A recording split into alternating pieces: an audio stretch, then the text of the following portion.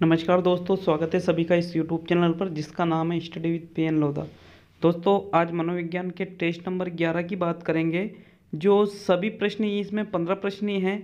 तो 15 प्रश्न जो PD पाठक की बुक आती है और जो अरुण कुमार सिंह की जो बुक आती है, इन दोनों बुकों से मैंने ये प्रश्न लिए हैं 15 प्रश्न। तो देखो, पहले जो प्रश्न ले रहे थे वो 11-12 की बुक से ले रहे थे, तो वो अभी पूरी नहीं हुई है, लेकिन फिर कि भाई हाँ 11-12 की तो से ले ही रहे हैं, साथ में PD पाठक व अरुण कुमार सिंह की जी की जो बुक है, इनकी में से भी ये भी बहुत इंपॉर्टेंट बुकें हैं। तो इनकी में से भी प्रश्न देख लेते हैं कि कौन कौन से इसमें प्रश्न ज़्यादा दे रखे हैं और जो एग्ज़ाम में आते हैं। तो चलिए शुरू करते हैं। जवाब देना है सभी सवालों का जितने आपको आता है। तो पहला प्रश्न है, वंश क्रम का प्रचलित नियम है। प्रश्न नंबर फर्स्ट है कि वंश क्रम का प्रचलित नियम कौन सा है? समानता का नियम, विभिन्नता का नियम, प्रत्यागमन का नियम या सभी? राइट आंसर बताना है आपको। दोस्तों, राइट आंसर है सभी। ठीक है, चौथा वाला ऑप्शन इसका बिल्कुल सही है प्रश्न, क्योंकि वंशक्रम में समानता का नियम भी होता है, विभिन्नता का भी होता है, प्रत्यागमन का भी होता है। तो ये तीनों नियम मैंने अच्छी तरह से आपको पढ़ा रखे हैं। तो इसका राइट आंसर कौन सा रहेगा? चौथा वाला ऑप्शन इसका बिल्कुल सही रहेगा। प्रश्न नंबर 2 देखते हैं। दूसरा प्रश्न आता है, हम मूल प्रवृत्ति का अनुभव तो करते हैं किंतु उसको प्रकट नहीं होने देते। उपयुक्त कथन का संबंध कौन से सिद्धांत से? कि अपने अंदर कोई मूल प्रवृत्ति का अनुभव हुआ लेकिन उसको प्रकट नहीं होने दिया, तो ये कथन जो है ये कौन से सिद्धांत से संबंधित है? निषेध का सिद्धांत, दमन का सिद्धांत, विरोध का सिद्धांत या मार्गान्तीकरण का सिद्धांत? राइट आंसर बताना है आपको। बताइए राइट आंसर क्या है?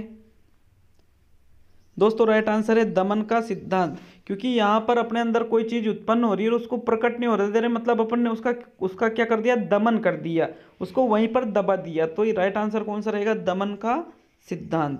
प्रश्न नंबर थर्ड प्रश्न आता है दोस्तों। तीसरा प्रश्न है, मूल प्रवृत्तियां होती है, कैसी होती है मूल प्रवृत्तियां? जन्मजात व आंतरिक, किसी लक्ष्य की ओर प्रेरित, सार्वभौम विशेषता से युक्त या सभी? तो राइट आंसर बताना है कि मूल प्रवृत्तियों की इनमें से कौन सी विशेषता है।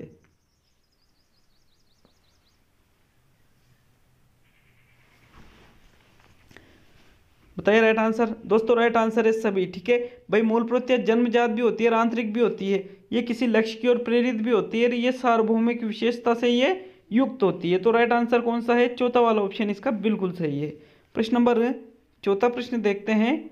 14 मूल प्रवृत्तियों के संवेग होते हैं, कि जो 14 मूल प्रवृत्तियां होती हैं उनके कितने संवेग होते हैं?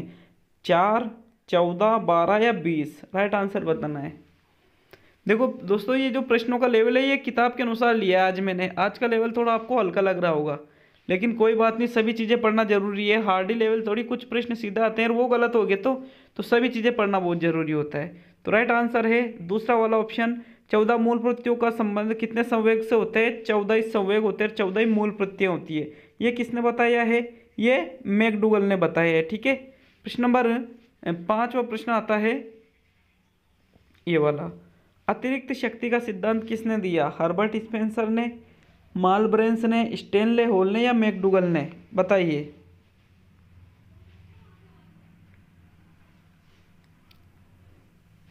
दोस्तों, राइट आंसर यहाँ पर आता है हर्बर्ट स्पेंसर ने।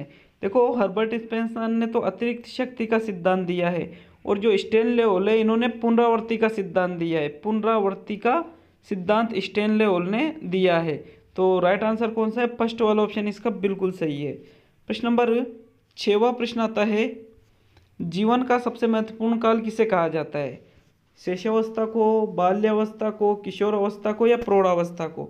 बताइए राइट आंसर। जीवन का सबसे महत्वपूर्ण काल किसे कहा जाता है? दोस्तों, ये भी मैंने आपको पढ़ा रखा है अच्छी तरह से। ये यहाँ पर राइट आंसर है शैशवावस्था को। ठीक है, किसको कहा जाता है? शैशवावस्था को जीवन का सबसे महत्वपूर्ण काल कहा जाता है। पहला वाला ऑप्शन इसका बिल्कुल सही है। प्रश्न नंबर 7वां प्रश्न आता है, 20वीं शताब्दी को बालक की शताब्दी किसने कहा? कि 20वीं शताब्दी बालक की शताब्दी है, ये कथन कहने वाला कौन था? वाटसन, स्ट्रेंग, गुड एनफ या crow and crow? Right answer बताना है आपको। दोस्तों, राइट आंसर है क्रो एंड क्रो। ठीक है, क्रो एंड क्रो ने क्या कहा था कि 20वीं जो शताब्दी है वो किसकी शताब्दी है? बालक की शताब्दी है। तो राइट आंसर कौन सा है? चौथा वाला। प्रश्न नंबर 8वां देखते हैं दोस्तों। तो 8वां प्रश्न आता है, शेष अवस्था को सीखने का आदर्श काल किसने कहा। देखो एक एक परिभाषा जो यहाँ पे बताई जा रही है, एक एक परिभाषा बहुत इंपॉर्टेंट है, तो आपको इस हिसाब से भी देखना है कि भाई ये जो परिभाषाएं क्वेश्चन है ना, इनको अच्छी तरह से याद रख लेना, लिख लेना, अगर नहीं लिखी हुई है तो, लिखी हुई है तो याद रख लेना। तो शेष अवस्था को सीखने का आदर्श काल किसने कहा, क्रो एंड क्रो ने, एडलर ने, वाटसन ने या वैलेंटाइन ने, बताइए। ये परिभाषा भी आपको मैं पढ़ा चुका हूँ जब बाल विकास आपका टॉपिक चल रहा है ना साइकोलॉजी में, तो ये परिभाषा भी आपको पढ़ा दी है। बताइए राइट आंसर।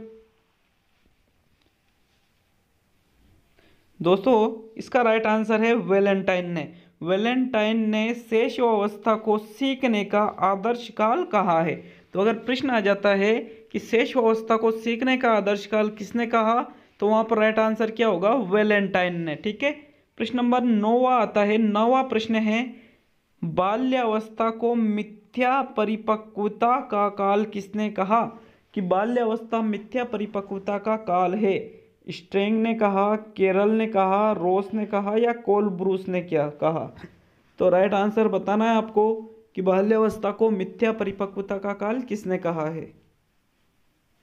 बताइए राइट आंसर।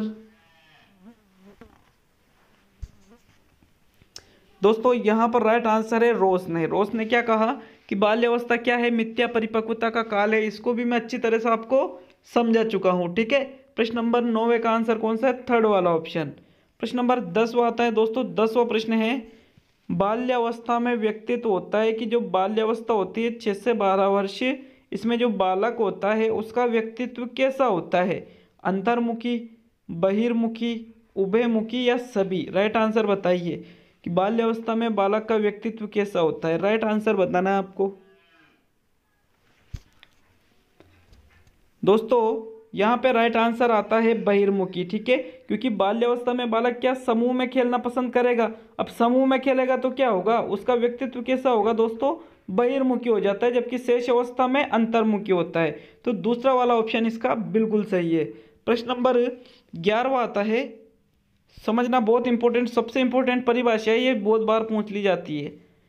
किसने कहा कि बाल्यावस्था वह समय है जिसमें व्यक्ति के आधारभूत दृष्टिकोण, मूल्यों और आदर्शों का बहुत सीमा तक निर्माण हो जाता है।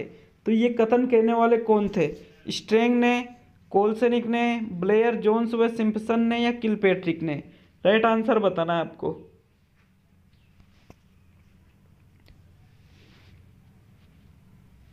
दोस्तों राइट आंसर है ब्लेयर जोन्स व सिम्पसन ने। किसने कहा ये कि बाल्यावस्था में क्या आधारभूत दृष्टिकोण, मूल्यों और आदर्शों का एक निर्माण हो जाता है बहुत सीमा तक।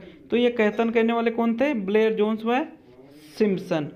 प्रश्न नंबर 12वां आता है। 12वां प्रश्न है, किशोरावस्था को जीवन का सबसे कठिन काल किसने कहा, किलपेट्रिक ने, स्टेनले हॉल ने, हॉलोक ने या स्किनर ने। कि भाई किशोरावस्था जीवन का सबसे कठिन काल है, ये कहने वाले कौन थे, किलपेट्रिक, स्टेनले हॉल, हॉलोक या फिर स्किनर। राइट आंसर बताओ। दोस्तों राइट आंसर है किलपेट्रिक। ऐसे याद रख सकते हो, कठिन से किल, कठिन काल किसने कहा, किलपेट्रिक ने कहा। फर्स्ट वाला ऑप्शन इसका बिल्कुल सही है। चलिए 13वां प्रश्न देखते हैं। दोस्तों 13वां प्रश्न आता है, किशोरावस्था की विशेषताओं को सर्वोत्तम रूप से व्यक्त करने वाला एक शब्द बताइए। कि एक शब्द में आपको बताना है कि किशोरावस्था होती क्या है। विकास, विकास का नाम है किशोरावस्था है, या समाजन है, या परिवर्तन है, या अस्थिरता है। तो आपको बताना है राइट आंसर कि भाई किशोरावस्था के लिए एक शब्द बताइए, राइट कौन सा रहेगा।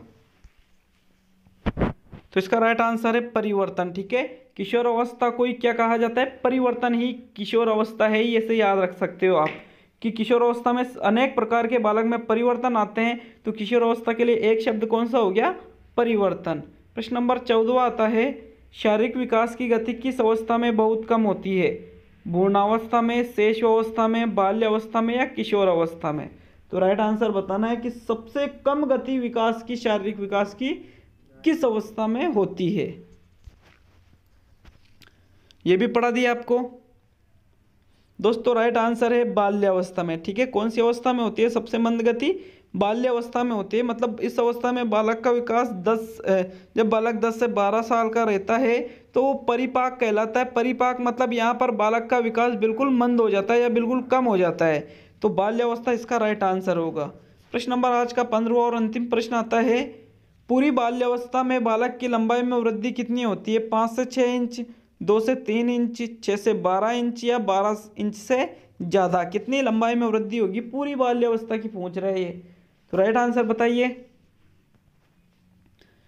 दोस्तों। राइट आंसर है 2 से 3 इंच ही बाल्यावस्था में बालक की लंबाई में वृद्धि होती है। याद रखना है कितने इंच? 2 से 3 इंच। तो दोस्तों ये थे पीडी पाठक और अरुण कुमार जी की बुक में से कुछ साइकोलॉजी के प्रश्न। अच्छे लगे हो तो वीडियो को लाइक करके जाना और चैनल पर नए तो सब्सक्राइब करके जाना। ठीक है, मिलते हैं नेक्स्ट वीडियो में। सभी का बहुत बहुत धन्यवाद।